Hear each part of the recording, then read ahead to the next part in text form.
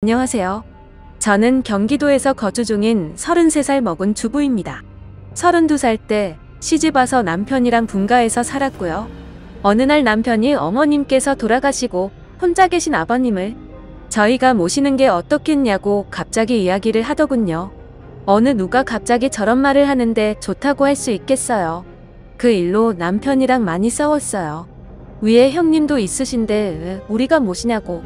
아주버님은 대기업을 다니고 계셔서 저희보다도 여유롭고 형편이 저희와는 정말 비할 수도 없을 만큼 좋습니다. 그 일로 인해 저는 남편과 끝도 없이 대화를 나누었고 정말 싸우고 볶고 거의 매일 같이 싸웠어요. 그러다 하루는 남편이 술을 먹고 울면서 진심을 담아 말을 하더군요. 저에게 무엇이든 다른 거는 당신이 원하는 대로 하자는 거 전부 다 할 테니까 제발 이번만은 부탁 좀 들어달라고요. 그러면서 남편은 이야기를 이어갔습니다. 남편이 어릴 적에는 엄청 개구쟁이였대요. 매일 사고 치고 다니고 해서 아버님께서 매번 뒤 수습하러 다니셨다고 하더라고요. 남편이 어릴 때 골목에서 놀고 있는데 지나가던 중간 크기의 트럭에 받칠 뻔 한 걸 아버님이 보시고 남편 대신 부딪히셨는데 그것 때문에 지금도 오른쪽 어깨를 잘못 쓰신대요. 그리고 아버님 하시던 일이 노가다였는데 남편이 군 제대하고도 26살 때쯤까지 놀고 먹었더랍니다. 아버님이 남편을 늦게 낳으셔서 지금 아버님 연세가 68세 되세요. 남편은 33살이고요. 60세 넘으셨을 때도 노가다 하시면서 가족들 먹여 살리고 고생만 하셨다나요. 노가다를 오래 하면 시멘트 독이라고 하나. 하여튼 그것 때문에 손도 쩍쩍 갈라지셔서 겨울만 되면 많이 아파하신다고 하더라고요. 평생 모아오신 재산으로 마련하셨던 조그만한 집도 아주버님이랑 남편 결혼할 때 집 장만해 주신다고 파시고 지금은 월세 내면서 원룸에 들어가서 사신다고 하더라고요. 그런데 어머님까지 돌아가시고 혼자 계신 거 보니 마음이 아파서 눈물이 자주 난다고 하더라고요. 저희가 살림이 넉넉했으면 이런 걱정도 안 할 텐데요. 저는 집에서 살림을 하는 평범한 주부이고 남편은 혼자 직장을 다니는데 일반적인 중소기업을 다니고 이직한 지 얼마 되지 않아 한 달에 세후 150 정도를 벌어옵니다. 그런데 그걸로 아버님께서 오시면 아무래도 반찬도 지금보다는 더 신경을 써야 할 것 같고 여러 가지로 많이 힘들 것 같더라고요. 심지어 그때는 제가 임신을 했어서 아이가 3개월 차인데 모든 부분이 힘겹더라고요. 그럼에도 부유하셨던 형님께서는 절대 아버님을 못 모신다고 강력히 못 박으셨고 아주버님도 그럴 생각이 없다라고 남편이 말을 하더라고요. 저렇게 철벽 방어를 하는데 어떻게 하겠습니까? 그리고 남편이 진심 어린 말들을 저렇게까지 했는데요. 그래서 넉 달 전부터 아버님을 모시기로 하고 저희 집으로 아버님을 모셔왔습니다. 처음에는 아버님께서 오지 않으시려고 자꾸만 거절하시더라고요. 늙은이가 가봐야 집만 대고 눈치 보인다고 하시면서요. 하지만 남편이 매일같이 설득하고 우겨서 겨우 모셔왔습니다. 모셔온 첫날부터 여러모로 정말 신경이 쓰이더라고요. 그런데 우리 아버님 매번 반찬 신경 써서 정성껏 차려드리면 그걸 드시면서도 엄청 미안해하시면서 눈치를 보십니다. 가끔씩 고기 반찬이나 맛있는 음식을 해드리면 아버님께서는 드시지 않고 남겨두셨다가 저희 남편이 퇴근하고 돌아오면 남편을 먹이더라고요. 그리고 저 먹으라고 일부러 드시지도 않고요. 거기다가 하루는 장을 보고 집에 왔는데 아버님께서 바닥에 꿇어앉아서 걸레질을 하고 계시더라고요. 저는 그 모습을 보고 깜짝 놀라서 걸레를 빼앗으려고 했더니 괜찮다고 하시면서 끝까지 고집을 부리시면서 청소를 끝마치시더라고요. 그리고 식사를 드시고 나면 곧바로 빈 그릇을 들고 가셔서 설거지도 하십니다. 아버님께 하지 말라고 몇 번을 말씀드리고 그릇들을 뺏어도 보지만 아버님은 설거지를 하시는 게 그게 마음이 편하시답니다. 제가 왜 아버님의 마음을 모르겠어요. 이 못난 며느리 눈치 보이시니 그렇게 행동하시는 거 압니다. 그래서 저도 정말 더 마음이 아픕니다. 남편이 몰래 아버님 용돈을 드려도 그거 안 쓰고 모아두었다가 저에게 용돈 하라고 주십니다. 그렇게 저희는 부유하진 않지만 서로 애틋하고 마음을 써가면서 하루하루를 지내고 있었습니다. 그런데 어제는 정말 너무 많이 슬퍼서 펑펑 울었습니다. 아버님께 죄인이라도 된 듯해서 눈물이 왈칵 나오는데 참을 수가 없더라고요. 한 달 전쯤부터 아버님께서 아침에 나가시면 저녁 때쯤 들어오시더라고요. 어디 놀러라도 가시는 것 같아서 용돈을 드려도 받으시지도 않고 웃으시면서 다녀올게 하시면서 매일같이 나가셨습니다. 저는 그래서 그냥 집안에만 있으시기엔 답답하셔서 산책이라도 다녀오시다 보다 하고서 크게 생각을 하지는 않았습니다. 그런데 어제 장을 보러 슈퍼에 갔다가 아래층 주인 아주머니를 만나게 되었습니다. 그런데 그 주인 아주머니께서 제게 어렵게 말씀을 하시더라고요. 오다가 이 집 할아버지 봤는데 유모차에 박수 실어서 가던데. 이 말을 듣고 저는 상상조차 못해봤던 일에 깜짝 놀랐습니다. 네, 맞습니다. 아버님 아들 집에 살면서 돈 한 푼 못 버시는 게 마음에 걸리셨는지 불편한 몸 이끄시고 하루하루 그렇게 박수 좋으시면서 돈을 버셨더라고요. 저는 그 이야기를 듣고 장을 보다 말고 밖으로 뛰쳐나갔습니다. 아버님 찾으려고 이리저리 돌아다녀도 안 보이시더라고요. 너무 죄송하고 가슴이 아파서 집에 들어와서 정말 한없이 엉엉 울었습니다. 한참을 울고 나서 남편에게 전화해 오늘의 상황을 말하니 남편도 아무 말이 없더군요. 한참의 정적이 흐르고 남편은 일찍 들어간다고 말하고 그렇게 통화를 끊었고, 남편은 저녁 5시 조금 넘어서 평소보다 일찍 퇴근하고 들어왔습니다. 남편도 마음이 정말 안 좋은지 표정도 너무 어두웠고 집에 들어오자마자 가방만 내려두고 아버님을 찾으러 나간다고 하곤 바로 집 밖으로 나갔습니다. 제가 정말 바보였고 한심한 며느리였습니다. 그렇게 매일같이 나가셨는데 관심을 가지고 진작 이 사실을 알았어야 했는데 말이죠. 며칠 전부터 아버님께서 저 먹으라고 봉지에 들려주시던 과일과 과자들을 받으면서도 아버님께서 사오신 것인지 일을 해서 사온 것인가라는 생각도 못했다니 정말 한심스럽습니다. 못난 며느리 눈치 안 보셔도 되는데 그게 불편하셨던지 아들 집 오셔서도 편하게 지내지도 못하시고 매일같이 눈치만 보시다 불편하신 몸 이끌고 그렇게 일을 하고 계셨다니. 친정에 저희 아빠도 고생만 하시다가 돌아가셨는데 돌아가신 아빠 생각도 나고 해서 그렇게 저는 또다시 한참을 펑펑 울었습니다. 그날따라 아버님 웃으실 때 얼굴에 깊게 패인 많은 주름들과 평생 고생을 하셔서 손목에서 갈라진 피부가 자꾸 눈앞에 아른거리고 생각나면서 너무나도 죄송한 마음에 남편이 아버님이랑 들어올 때까지 울고 있었습니다. 남편이 아버님을 찾아 나가고 1시간 정도 좀 넘어서 남편이 아버님을 모시고 집으로 들어오더라고요. 아버님 들어오시면서도 제 눈치를 보시면서 뒤에 끌고 오던 유모차를 숨기시는 모습이 왜 그리 마음이 아플까요? 오히려 죄송해야 할 건 저인데요. 아버님께서 미안해 하는 듯한 그런 모습이 가슴에 남아서 지금도 이 글을 적는데도 마음이 너무 아픕니다. 저는 아버님의 모습을 보자마자 아버님께 달려가서 죄송하다며 손을 꼭 붙잡고서 또 펑펑 울었습니다. 그러자 아버님께서는 매일 나 때문에 밥 차리느라 고생도 많고 편하게 있지 못하게 해서 내가 정말 미안하다면서 제 얼굴을 보면서 손을 꼭 붙잡아 주시면서 말씀하시는데 저는 눈물이 멈추지 않았습니다. 저는 그날 아버님의 손을 처음으로 만져봤습니다. 평생을 고생하시면서 지내온 아버님의 손, 심하게 갈라지신 손등과 굳은 살 베인 손에 마음이 너무 아팠어요. 방 안에 모시고 나서도 죄송하다며 그렇게 펑펑 울었습니다. 아버님 식사 챙겨드리려고 부엌에 와서도 요리를 하고 있는데도 왜 그리 눈물이 그치지가 않던지 남편은 아버님께 다시는 그런 일 하시지 말라고 말했고 앞으로는 제가 더 열심히 일해서 벌면 되니까 그런 일 하시지 말라고 아버님께 확답을 받아냈습니다. 그렇게 이야기를 끝마치고서 3명이 오순도순 모여서 함께 저녁을 먹었습니다. 밥을 먹는데도 아버님 손을 보면서 자꾸 가슴이 아프더라고요. 오늘은 어제 일도 있고 해서 남편이 연차를 내서 쉬는 날이었고 저는 아버님 모시고 시내 나가자고 남편에게 얘기를 했습니다. 그렇게 저희는 다 같이 시내에 나갔고 날이 좀 쌀쌀해져서 아버님 잠바 하나랑 신발을 샀습니다.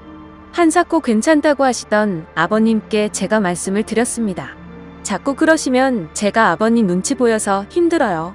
이렇게 말씀드렸더니 아버님께서는 고맙다고 하시면서 받으시더라고요. 그리고 집에 아버님 심심하실까봐 케이블 TV도 신청했습니다. 아버님께서 스포츠를 좋아하시는데 오늘 야구 방송이랑 낚시 방송 보시면서 너무 즐거워 보이시더라고요. 조용히 다가가서 아버님 어깨를 만져드리는데 보기보다 정말 왜소하시더라고요. 제가 꽉 잡아도 부서질 것만 같은 그런 아버님의 어깨. 지금까지 고생만 하시고 자식들 뒷바라지 하시느라 평생 헌신하시면서 살아오셨던 아버님의 그런 발자취들이 느껴지면서 저는 또 마음이 아파왔네요. 남편한테 말했어요. 저 평생 아버님 정말 친아버지처럼 생각하고 모신다고요. 비록 지금은 아버님께서 불편해 하시지만 언젠가는 친딸처럼 생각하시면서 대해주실 때까지 정말 잘할 거라고요. 마지막으로 아버님, 앞으로는 제 눈치 안 보셔도 돼요. 제가 그렇게 나쁜 며느리 아니잖아요. 아버님의 힘드신 희생이 없으셨다면 지금의 남편도 없잖아요. 그랬다면 지금의 저와 뱃속의 사랑스러운 손자도 없을 거예요. 저 아버님 싫어하지 않고 정말 사랑해요, 아버님. 그러니 항상 건강하시고 오래오래 사셔야 돼요. 그리고 2번 다시 그렇게 일 안 하셔도 돼요. 저 허리띠 졸라매고 알뜰하게 살게요. 다음 사연입니다. 안녕하세요. 저는 30대 후반 남자입니다. 지방 대기업에 다니고 있으며 현재 연봉은 7천 정도로 생활에는 크게 부족하지도 않은 생활을 하고 있습니다. 20대 후반의 주변 사람들의 소개로 지금의 아내를 만나게 되었고 짧은 연애 기간 동안 마누라가 임신을 하게 되어 결혼까지 하게 되었습니다. 저희 마누라가 사실 인물이 좀 많이 괜찮습니다. 젊을 때부터 길거리에서 캐스팅 제의가 올 정도로 미모가 훌륭했었고 처음 소개를 받고 대시할 때 무진장 무시 당했었습니다. 그나마 제가 직업이 괜찮아서 연애까지 이어졌었던 게 아닐까 생각을 하고 있습니다. 결국에는 승부욕이 발동되어서 노예가 따로 없다 싶을 정도로 매일같이 정성스럽게 연락하고 선물하고 또 만나게 되면 수십만 원짜리 밥을 사주고 그렇게 미친 듯이 끝까지 매달려서 저는 지금의 아내와 연애를 시작하게 되었습니다. 그렇게 연애를 하고 몇 개월도 지나지 않아 관계를 가지던 중 피임에 실패를 하게 되었고 저는 결혼을 마음먹었기에 화가 난 아내를 겨우 설득시켜서 임신 4에서 5개월 차에 결혼을 하게 되었습니다.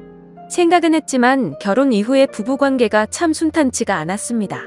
나 때문에 자기 인생을 망쳤다며 매일같이 저를 가만히 두지를 않았습니다.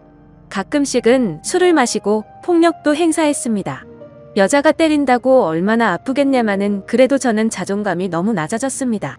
그래서 그렇게 아내가 화를 내고 짜증을 부리는 때이면 잠시 풀어줄 수 있는 방법이 비싸고 좋은 곳에서 분위기 좋은 외식이나 선물을 해주는 것이었습니다. 그렇게 하면 잠시는 풀렸는데 그게 또 오래 가지는 못했습니다.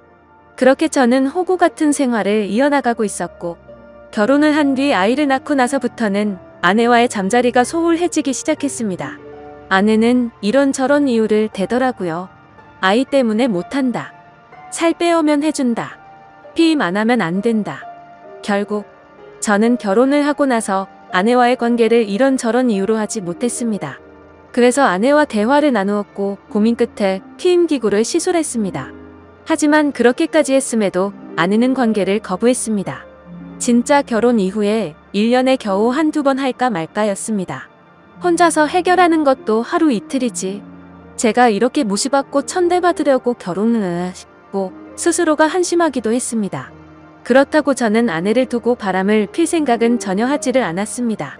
어린 시절 부모가 이혼하시고 병든 아버지를 봉양하며 호련단신 고아처럼 살면서 가족이나 가정에 대한 소중함을 누구보다도 잘 알고 절실했었기에 저는 그럴 수가 없었습니다. 그리고 여자 나오는 술집에 2차도 안 갔습니다. 결코 저는 단 한 번도 한눈 팔지 않았습니다. 그렇게 저는 집과 회사를 왔다 갔다 하며 기계 같은 삶을 반복하며 살았습니다.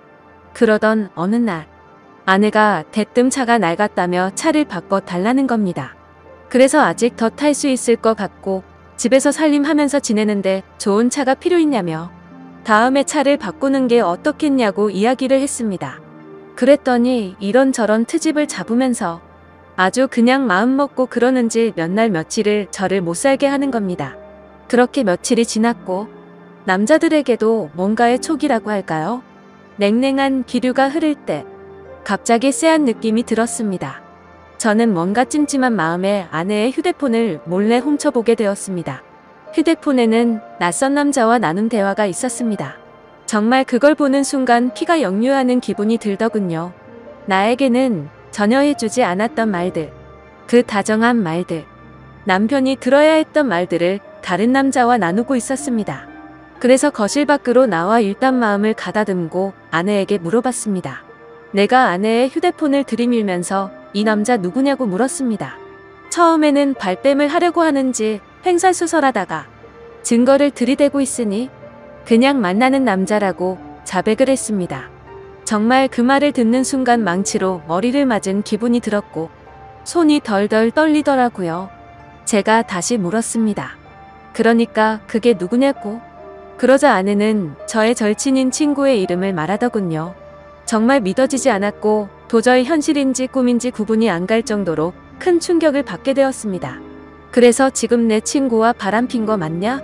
잠자리까지 가진 거 맞냐고 하니까 잠시의 정적이 흐른 뒤에 맞다고 말을 하더라고요. 어떻게 이런 상황이 만들어진 거냐고 물어보니 제 친구와 아내는 평소 사소한 연락을 주고받았고 처음에는 별다른 감정이 없었고 식사나 하려고 만났는데 제 친구의 제안으로 그날 함께 술을 마셨고 사고를 쳐버렸다고 말하더군요. 저는 그 당당한 모습에 너무 미친 듯이 화가 났고 결혼 후 처음으로 아내에게 욕을 퍼부었습니다. 그리고 주방에 있던 가위를 들고 머리카락을 다 자르려고 하다가 몇 가닥 잘리는 거 보고서 그 순간만큼은 이건 아니다 싶어서 그만두었습니다. 저도 저를 통제할 수 없을 지경이었습니다. 아내와 친구에게 배신당한 저는 너무나 분하고 억울하고 울었습니다. 집과 회사를 반복하며 힘들게 가정을 위해서 살았던 내가 정말 분했습니다. 집사람한테 욕을 하고 결혼 후 처음으로 집안에 있는 물건도 부셨습니다. 제 친구였던 그 더러운 놈에게 전화해서 다짜고짜 욕을 했더니 알게 됐냐며 미안하다고 말하더니 전화를 끊고 휴대폰을 끄더군요. 저는 너무 화가 나서 아내 보고 얘 보라고 이렇게 전화 끊고 잠수 타버리는 놈이라고 그 더러운 자식을 만나러 가자고 앞장서라고 했습니다. 이런 놈이 마음에 들면 같이 가서 이야기하고 당장 이혼하자고 했습니다.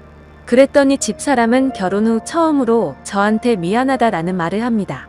저는 그동안 수백 번 했던 미안하다라는 말을 했는데 집사람한테는 처음 이 말을 들었습니다.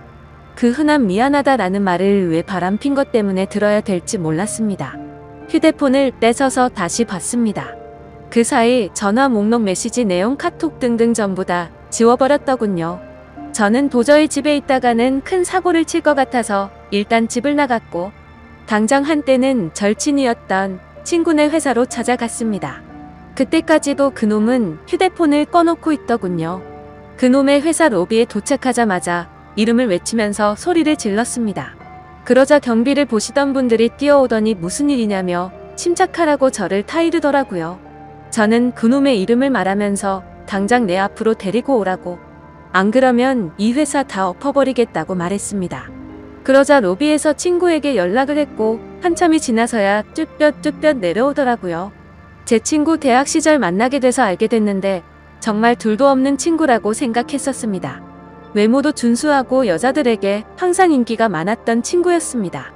그런데 설마 친구의 아내에게까지 이따위 짓을 하리라곤 상상조차 못했습니다.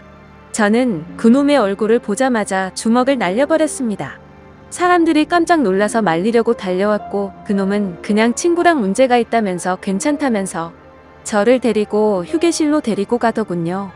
네가 사람 맞냐고, 어떻게 친구 아내와 그따위 불륜짓을 하고 이따위로 전화 끊고 잠수 타면 다 해결될 줄 알았냐라고 물었습니다.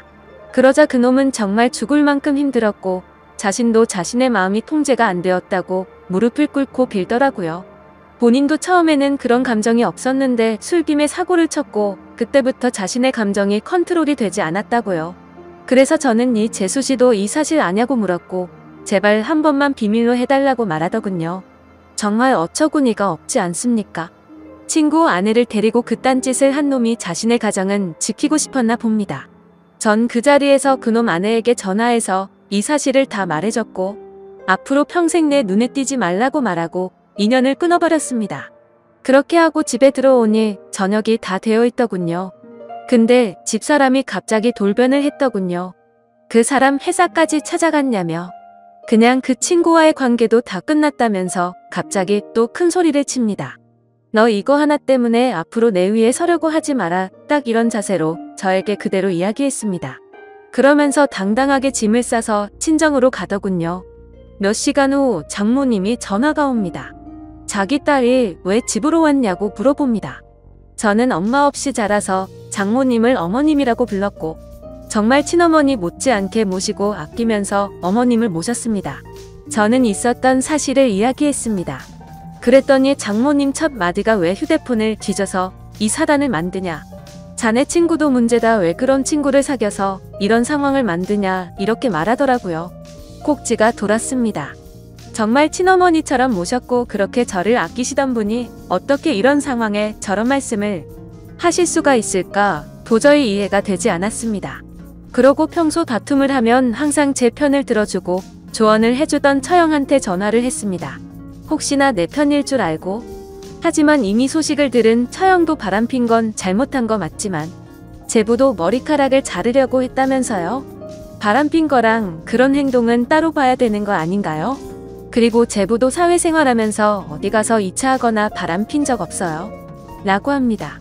참 어이가 없고 기분이 더 더러워지더군요. 더 이상 이런 인간들과는 대화를 할 수 없다는 생각이 들었습니다. 수년간 저는 그 사람들을 가족이라고 생각했습니다. 하지만 집사람뿐만 아니고 그 가족들에게도 저는 그냥 돈 벌어오는 기계였던 겁니다. 친정에도 제가 큰 돈을 몇 번이고 도움을 줬었거든요. 더 이상 기댈 곳이 없었습니다.